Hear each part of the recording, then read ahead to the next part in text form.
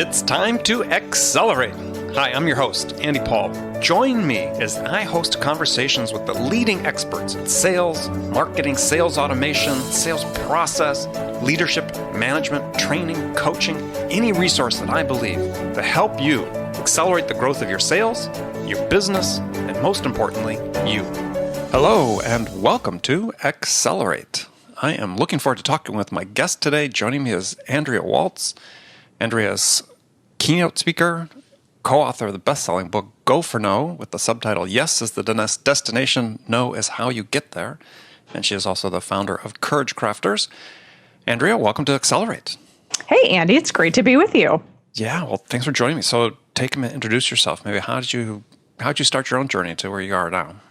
Kind of a wild journey. I got a bachelor's degree in criminal justice. My daughter did as well. Oh, yeah. Okay. So there's hope for her, what you're saying. There is. Yeah. Hopefully she'll actually do something with it. I, however, did not. I wanted to be a crime scene investigator back before all of the television shows were so popular. So you weren't inspired by Vegas, CSI Las Vegas. Right. No. I was way before. I guess I was probably inspired by Clarice Starling in the Silence of the Lambs. Mm-hmm. But so that was my interest. However, one of the things that was required was to kind of start as an intern, low person on the totem pole and work your way up. And I really wanted to make money after getting out of college. And so at the time I was working my way up through LensCrafters, and I had was assistant manager and then a retail store manager and then a general manager of the whole operation, and eventually was dabbling in training. I met my husband and business partner. We decided to launch a training company, speaking and training company, to teach our sales, customer service, management philosophies. And that is the direction I ended up going into. Not something I had ever planned, but as it turns out, I love doing it. So what was the sort of epiphany, if there was one, about this realization about Go for No? And maybe start just telling people what the basic philosophy behind Go for No is.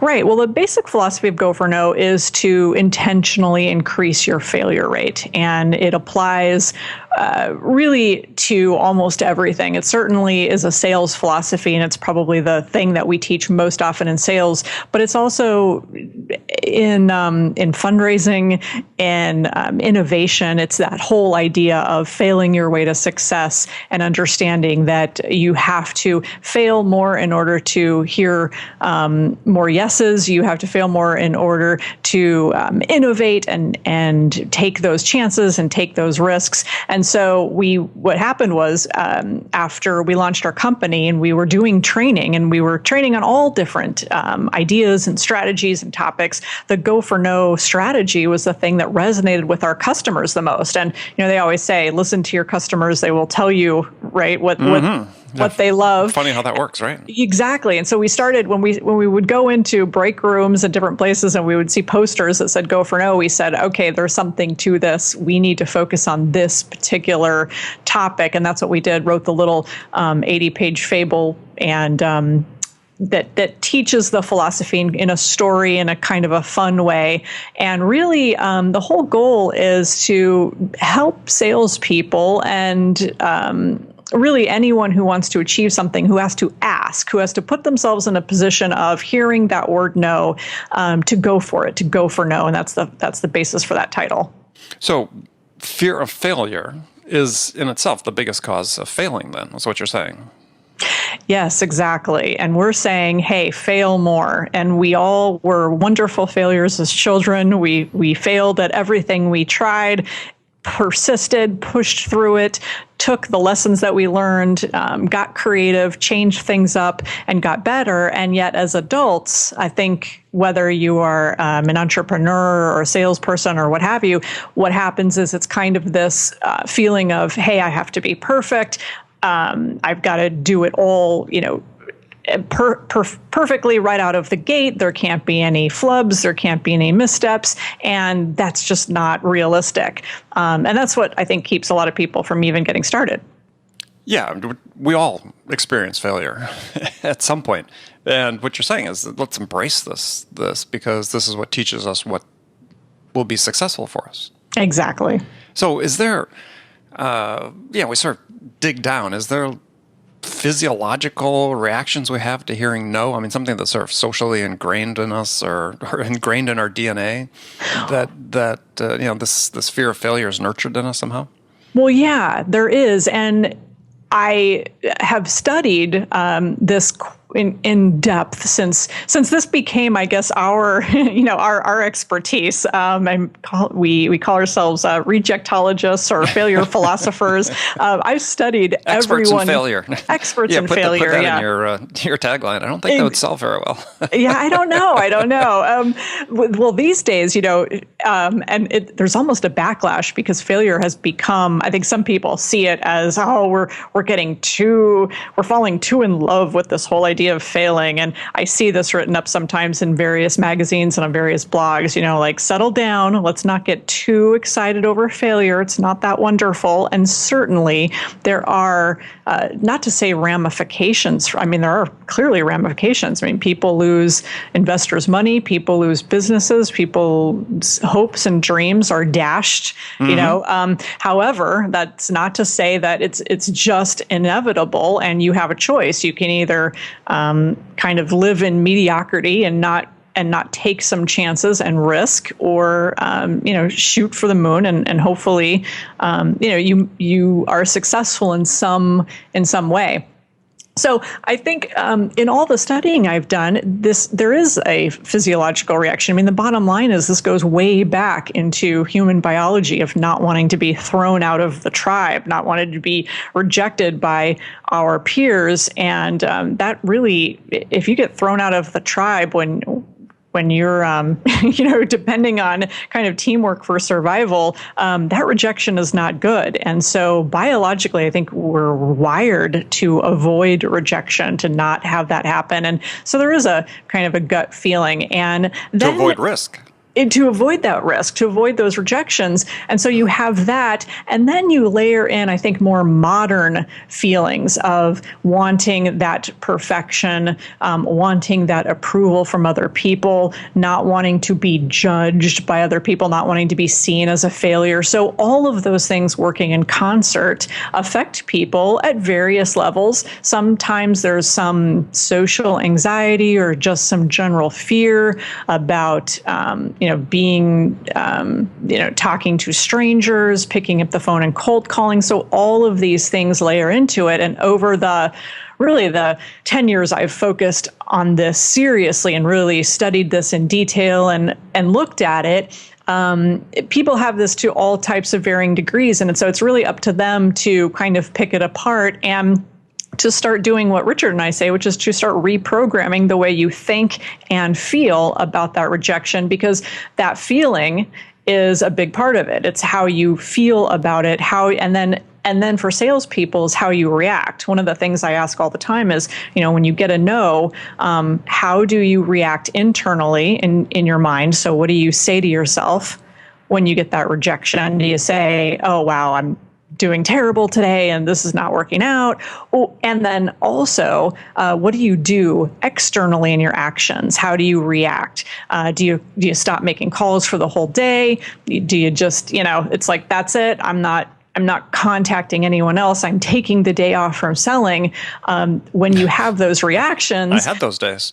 You're right. And then it's an issue, because obviously from a productivity standpoint, sometimes it can be, okay, I'm taking the rest of the day off from selling. I'll get involved in some paperwork and do different things. And then the next day it becomes harder. And the next day it becomes harder. And then you end up in this whole call reluctance cycle it's kind of hard to get out of. Yeah. Well, actually, that's one of the things I want to get to eventually as we talk about call reluctance, is maybe taking a step back before we do that, though, is that, so we have the physiological reactions, which you said is probably ingrained in our DNA because we didn't want to become an outcast in our tribe, and, we depended on being a part of it for our, survival, if you will. But it seems like there's a cultural aspect of it as well, is that, we seem to be very fortunate here in the U.S., at least, that there's a culture that's more accepting of failure?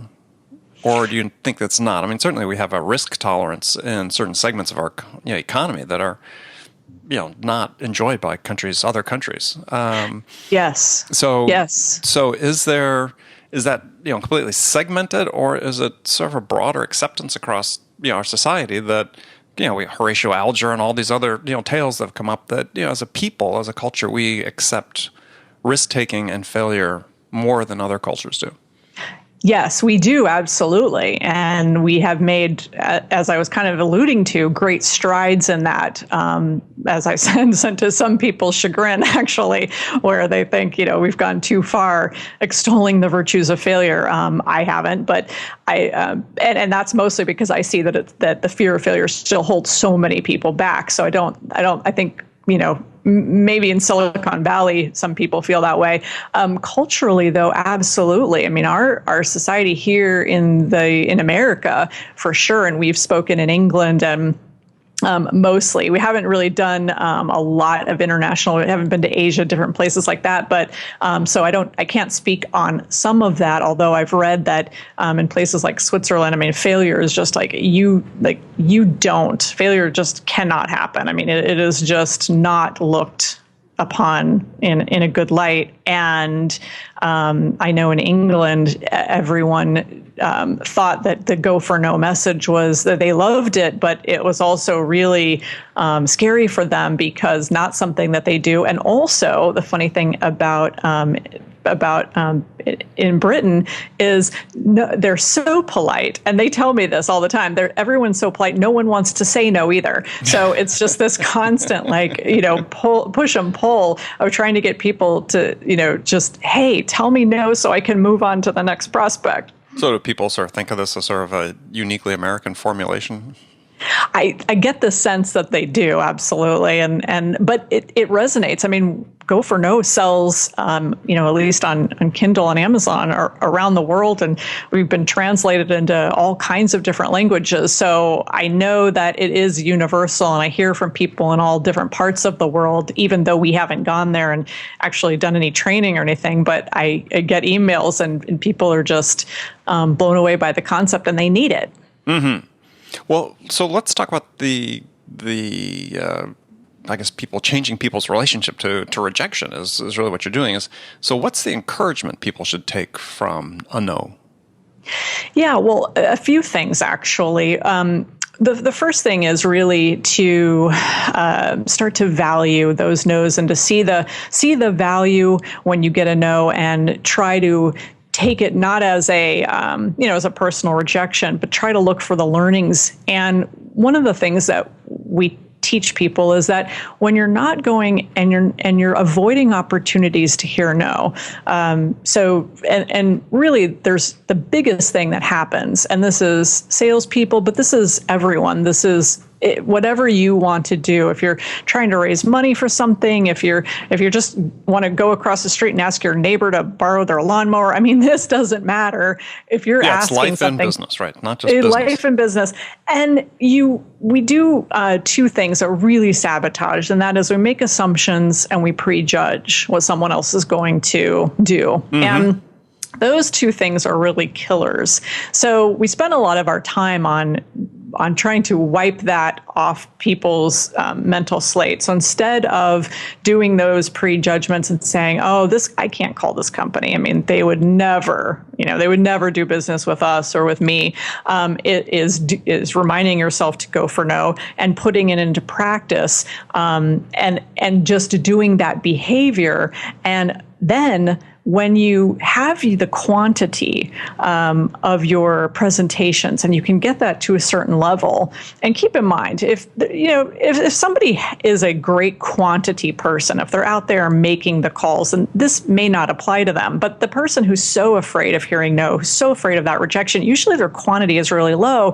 And so they never have a chance to figure out where their gaps are, where their skills need to be enhanced, because they're never getting down deep into the conversations enough to figure out where their needs are, if you will. Well, I think there's layers to that, right? What you're talking about is that one form of call reluctance that I see, and I think reps have to be really cautious about, is they'll make the call and they'll be comfortable with the person saying up front, "Yeah, we're not interested."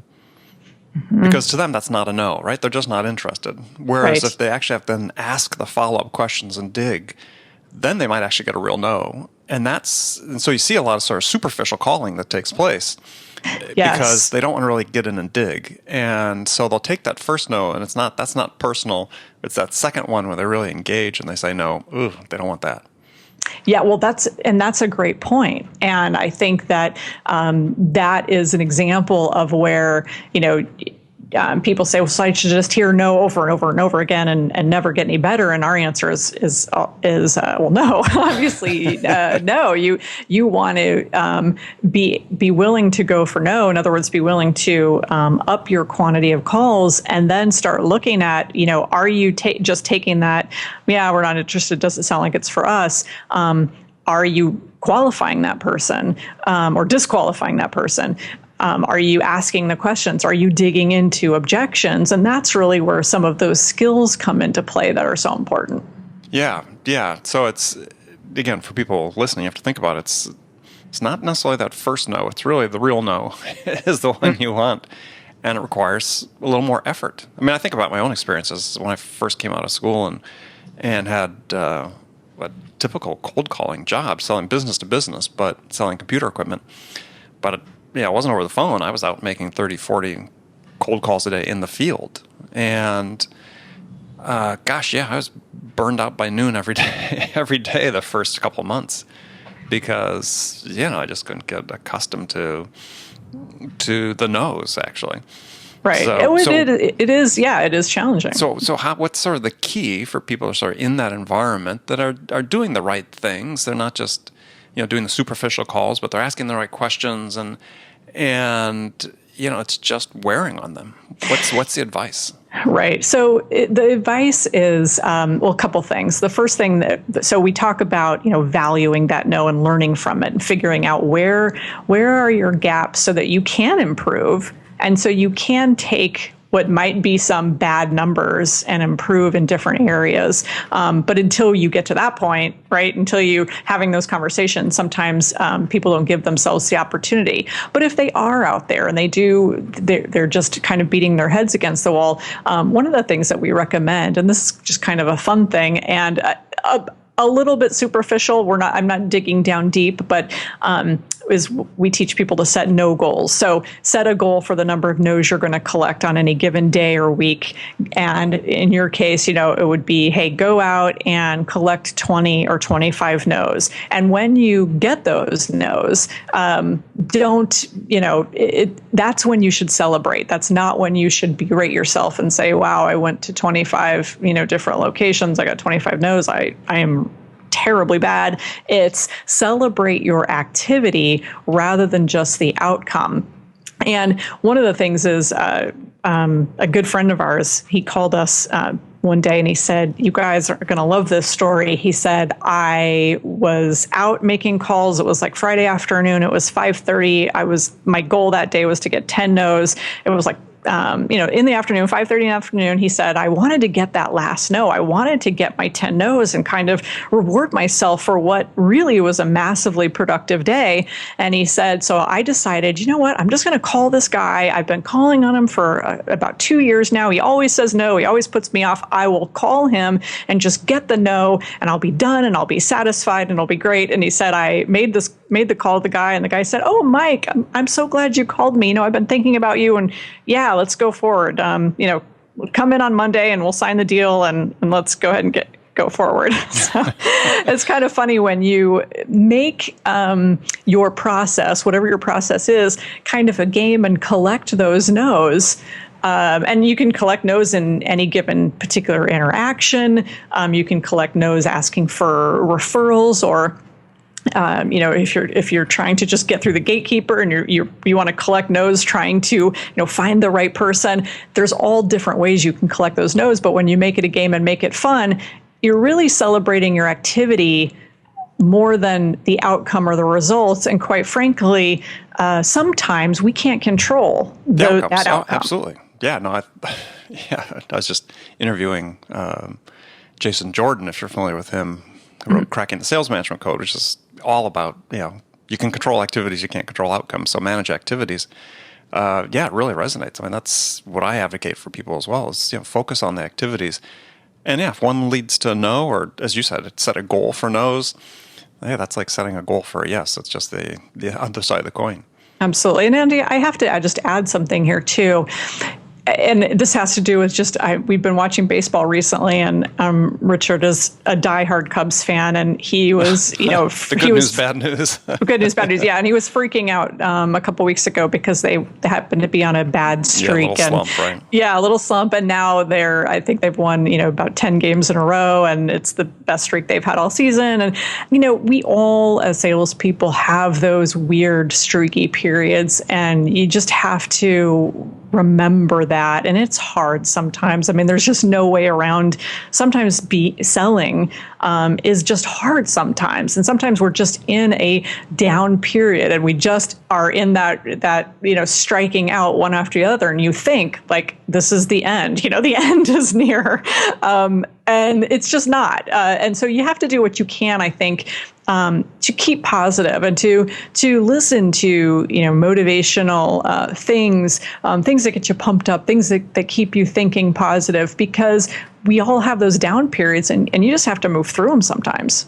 Yeah, I think it's a great point. Is you have to have sort of a toolkit about building up your confidence.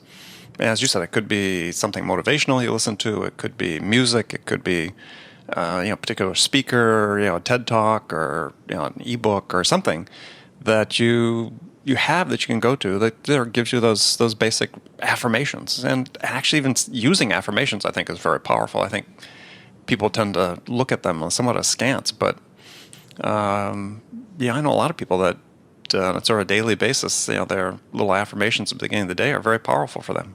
They are powerful, absolutely. It's funny that you'd even say that. We created some Go for No affirmations around courage and persistence and attitude, and all kinds of affirmations set to music just around our training to help people kind of do that reprogramming process. But I remember, my thing was I loved listening. The very first training I ever listened to, audio training, was Secrets of Closing the Sale by Zig Ziglar. Mm-hmm. It's probably still one of my favorites. I mean, it's so old school, but his stories are funny. He just doesn't take himself too seriously, and yet it was just great training. And so, if you can find some things that you love and just listen to them over and over again, it can be very powerful.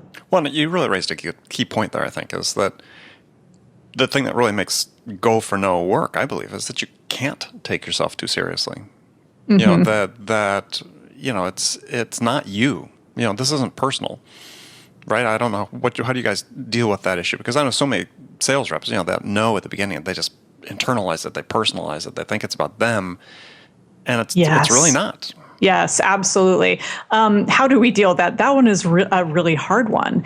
In fact, one of the books I recommend repeatedly to people who, and as I said earlier in the interview here, we find that people have different issues, right? It's like some people just, they got a problem picking up the phone. Other people are like, I can pick up the phone, but I just hate, when I finally get the person and I've worked really hard and then I lose the deal, I just freak out. Or it's like different pieces of the puzzle. And that taking it personally thing is challenging, because that's something that usually is pretty ingrained, and we really have to learn to value other people's opinions, just like we value our own. I tell people all the time, and especially it's kind of funny when we get like some really nasty negative review on our book, which is always funny, and I have to step back and I go, I walk out of movies sometimes because I just go, I just can't sit through it. There's books I can't finish.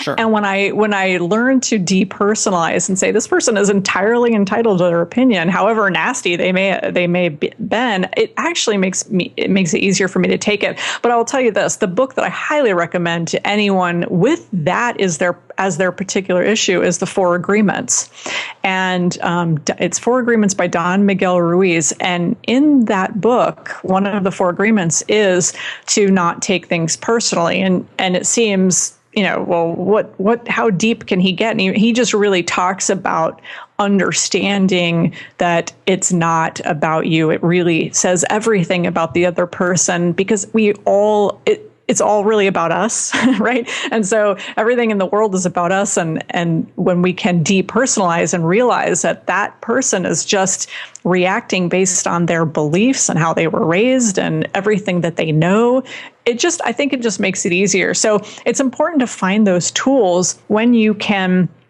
analyze where you are in the process. And so I always encourage people to create a no awareness when they first look at Go for No. How many no's are you getting? What is your reaction, your internal reaction, your external reaction?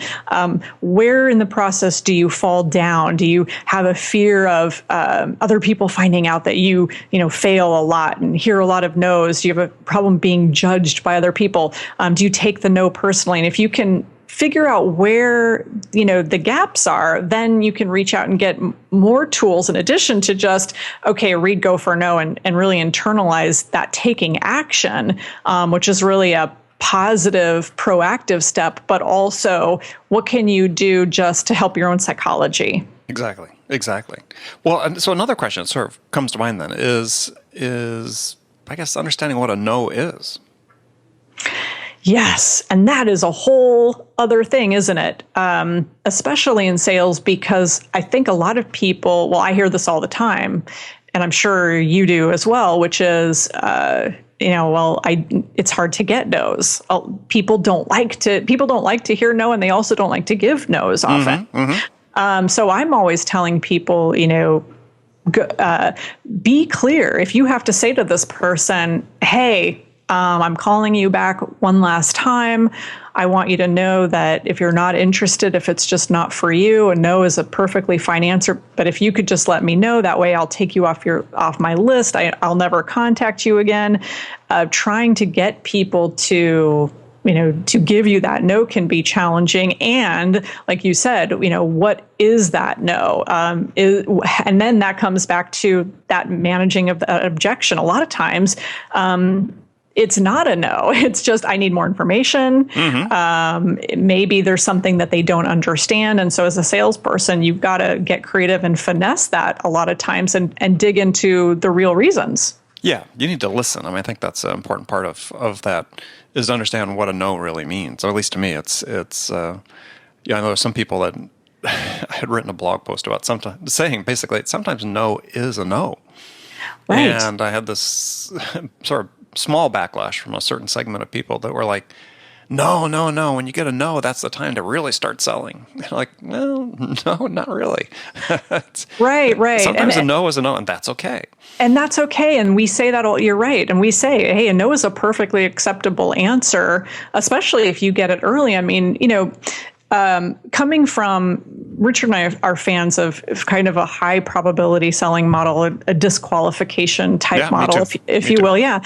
And so if I call somebody and I say, hey, do you guys ever bring your people together for sales training? And they say, nope, never done it, never going to do it. And then I say, well, okay, let's talk about that, because I'm going to spend the next hour convincing you why you're wrong and you need to start doing that. I would rather just say, all right, fine, and move on to somebody who does hire sales trainers and try to sell them on our sales training services, rather than trying to, pull this person. So that's kind of where we come from on that. Well, yeah, there's the whole segment of sales training that's based on this theory that, the first no is never a no, and so on.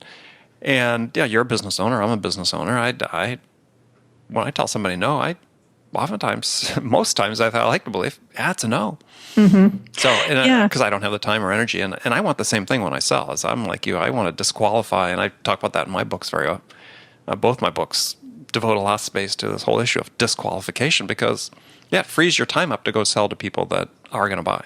It does. And yet, so on the flip side, there's that. And then there's, we do hire sales trainers, but no, we're not interested in you. And that's where I say, okay, now you can have some fun with this, right? I mean, now they're qualified. It's just a matter of they don't have the information. They don't know enough about you. So, you've got your work cut out for you now if you want to stick with this person and see what you can make happen.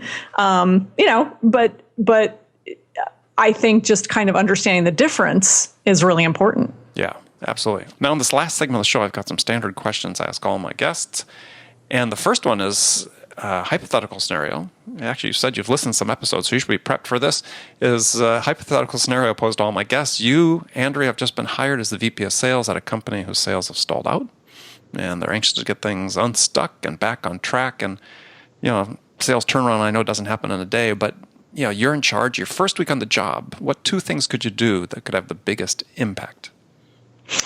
Oh, yes, I'm aware of this question, but fully unprepared. I think the first thing I would do is sit down and interview everyone on the sales team to find out kind of where they are with in my assessment of their skill level and also their passion.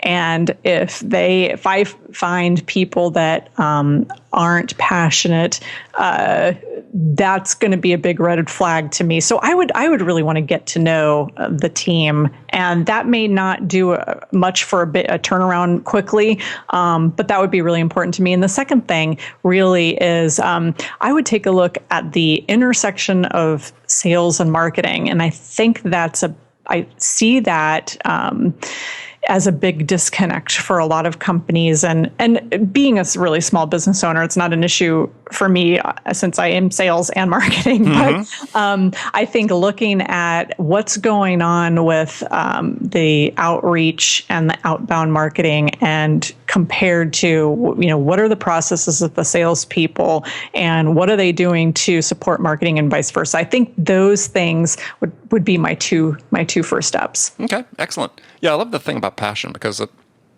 when you have a turnaround situation, and I tell people that you can have a turnaround situation if you have 2 bad months in a row. You're not necessarily throwing everybody out and bringing in a new sales leader, but you're basically going into a turnaround at that point. You're going to do the things you would do if you were sort of doing a turnaround in terms of assessing your team, and that passion thing is really important, because you really are enrolling people in a mission, in a cause, if you will, at that point, to get past sort of the slump that they're in. Absolutely. Yeah, if there's no passion, hard to make that happen. Okay, great. It is. Yeah, great answer. Okay, some rapid fire questions for you. So the first one is, when you, Andrea, are out selling your services, what's your most powerful sales attribute?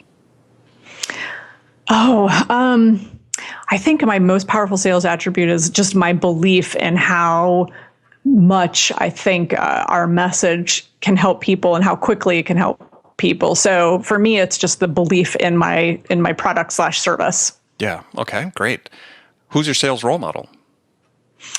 Oh, right now, my sales role model is probably Gary Vaynerchuk. I'm sure I sleep far longer than Gary sleeps. I actually like naps. So, but he's my sales role model in his ability to produce content, to be authentic, and I just love his hustle attitude. Right. Yeah, he's excellent. Other than your own, one book that every salesperson should read. Well, I'm going to go back to the 4 agreements, and I do recommend that often for people who struggle with, fear, failure, rejection, all of that. It's an incredibly powerful book. And the author again? Don Miguel Ruiz. Don Miguel Ruiz. Okay, on my list. And last question for you then. This is a tough one. What music's on your playlist these days? Oh gosh, I like alternative. So 30 Seconds to Mars and My Chemical Romance is what I'm listening to most often. Wow. Okay, My Chemical Romance. Gosh, kind of old school alternative. I was going to say old school out. Yeah, I hadn't heard them for a while, but excellent. All right, well, good. Well, Andrea, thanks for being on the show. Tell people how they can find out more about you. Come to goforno.com. There's a no quotient quiz, videos, blogs. It's a great place to dig in if it's something that they're interested in. Excellent. Okay. Well, thank you very much. And remember, friends, make it a part of your day every day to deliberately learn something new to help you accelerate your success. An easy way to do that is to make this podcast accelerate a part of your daily routine, whether you listen on your commute, in the gym, or make it part of your morning sales meeting. That way you won't miss any of my conversations with top business experts like my guest today, Andrea Waltz, who shared her expertise about how to accelerate the growth of your business. So thanks for joining me. Until next time, this is Andy Paul. Good selling, everyone. Thanks for listening to the show. If you like what you heard and want to make sure you don't miss any upcoming episodes, please subscribe to this podcast on iTunes or Stitcher.com. For more information about today's guest, visit my website at andypaul.com.